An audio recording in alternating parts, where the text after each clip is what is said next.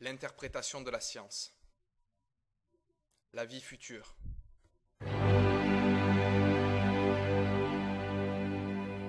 Quoique l'humanité soit fort jeune sur la Terre, elle est cependant sur le point de mettre fin à toute vie par ses activités nuisibles.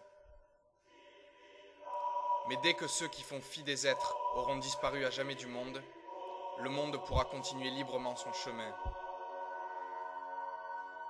Tous les anges du ciel connaissent ce chemin, qui est aussi le leur, parce que les étoiles suivent la même voie, avec leur propre monde. Cela est ainsi parce que les étoiles qui s'éclairent se retrouvent au bord de la galaxie, puis elles se dirigent lentement vers le centre de cette dernière, où elles disparaissent lorsqu'elles ont épuisé leur matière. Durant ce déplacement, les étoiles changent de taille, de couleur et de température. C'est ce qui fait changer le monde qu'elles éclairent tout au long de leur parcours. C'est pourquoi je dis que tous les anges connaissent ce chemin. Nous verrons en effet que, quand Neptune, puis Uranus, puis Saturne, puis Jupiter deviendront étoiles tour à tour, elles feront augmenter à chaque fois le diamètre apparent du Soleil auquel elles sont attachées. Ainsi, le Soleil finira par devenir lui-même une étoile géante. Sa lumière, sa chaleur et sa couleur seront alors plus douces. Par conséquent, notre monde changera d'autant et aura un aspect différent de celui de nos jours. Si donc nous regardons le monde en bas de la roue, et là où nous sommes, il a l'aspect que nous connaissons. Mais si nous l'observons lorsque le Soleil sera une étoile moyenne, il a un aspect autre, et encore lorsque le Soleil sera étoile rouge géante.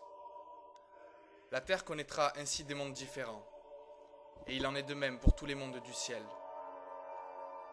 C'est pourquoi l'Écriture dit « Toute famille de la terre tire son nom des familles du ciel ». Cela signifie également que les étoiles existent pour qu'Adam et Ève apparaissent sur l'un de leurs astres et deviennent anges au temps marqué. Dans la deuxième partie du livre, ces changements solaires et ces mondes à venir sont représentés par une spirale. Celle-ci guide tous mes propos sur l'existence, parce qu'elle illustre aussi les renaissances successives de l'âme humaine qui se produiront lors de ces variations. On s'en instruira. Quiconque comprendra alors que la raison d'être des astres est de produire des âmes qui sont les demeures de Dieu partout dans l'univers, car tout est créé par Dieu, pour lui-même. C'est pourquoi je dis que vous n'êtes point vous, mais lui. L'origine de la vie n'est donc pas à rechercher ici-bas, car elle existe de toute éternité partout dans l'univers, et se manifeste sur chaque terre nouvellement formée. Ne sachant qu'il en est ainsi, l'homme ne parvient toujours pas à savoir qui il est, ni d'où lui vient l'esprit qui le distingue des autres créatures. Pensant alors qu'il est né pour mourir, et non pour vivre éternellement, il marche le dos courbé et souffre continuellement, parce qu'il craint la mort. Mais l'homme n'est pas qu'un corps mortel, il est d'abord une âme de laquelle remonte son esprit. L'âme est le fruit du vécu, le témoin de ce que l'on vit, destinant Adam et Ève à la vie éternelle par des renaissances successives qui seront relatives aux changements solaires que l'on a évoqués. Une âme qui mérite de poursuivre son existence vivra dans toutes les époques se trouvant sur le chemin de vie dont on vient de parler. Mais jusque-là, sans la connaissance du sidéral, l'homme ne comprenait pas l'existence ni la raison d'être de son âme, d'autant qu'il ne pouvait fondre sa vie dans celle de l'univers. Se demandant alors s'il restait quelque chose de sa personne après sa mort, il se laissait tenter par toute chose. Mais le livre de vie de l'agneau l'éclairera. Il saura alors pourquoi Dieu l'a appelé dans le monde des vivants. Pour le moment, Adam et Ève ne savent pas encore qu'il faut tout l'univers pour qu'ils existent, et tout ce qui provient d'en haut pour qu'ils soient animés de vie. C'est pourquoi l'homme recherche toujours l'origine de la vie sur Terre, et croit pouvoir un jour donner lui-même la vie aux instruments qu'il se fait. Il pense également qu'à l'aide de quelques médecines, il pourra un jour vivre éternellement par son corps.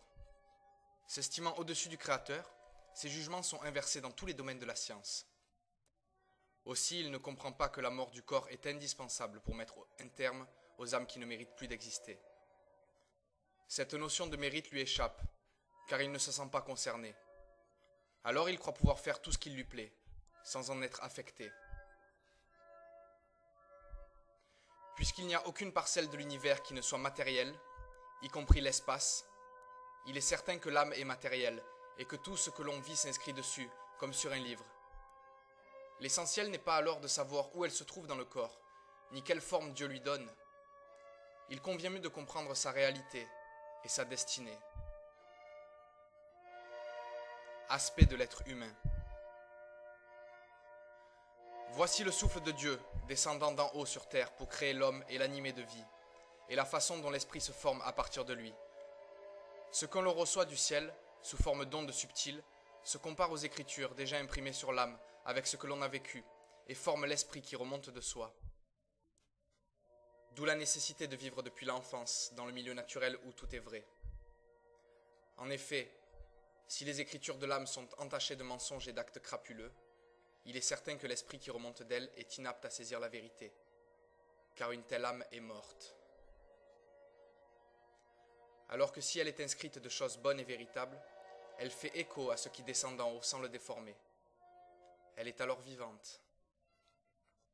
Veillez donc à ne pas perdre votre âme, qui est votre trésor le plus précieux. C'est en raison de cela que Jésus dit « Que servirait-il à un homme de gagner tout le monde s'il perdait son âme ? Ou que donnerait un homme en échange de son âme ? Pour l'homme, rien n'est en effet plus précieux que son âme qui le destine à la vie éternelle. Aussi, voyez que quand on vient au monde, on ne se dirige pas vers la mort chaque jour, mais qu'on entre dans la vie pour toujours. Si donc vous m'écoutez et marchez avec Dieu, vous n'aurez plus la crainte de vieillir. Au contraire, vous serez heureux de le faire pour parachever les Écritures de votre âme. Et vous ne craindrez plus la mort. Car désormais, vous savez que l'âme est comparable à une graine qui donne naissance à une nouvelle plante au moment favorable. L'âme est intemporelle et indestructible. Elle traverse ainsi les âges dans l'inconscience, jusqu'au jour où elle s'entoure de nouveau d'un corps de chair qui lui est nécessaire pour vivre. Ainsi, lorsqu'on meurt, on ouvre aussitôt les yeux dans un autre monde éclairé par un soleil nouveau, car l'âme passe d'un monde terrestre dans un autre monde terrestre plus éloigné, sans être consciente du temps qui les sépare. Enseignez de l'univers, vous le comprendrez.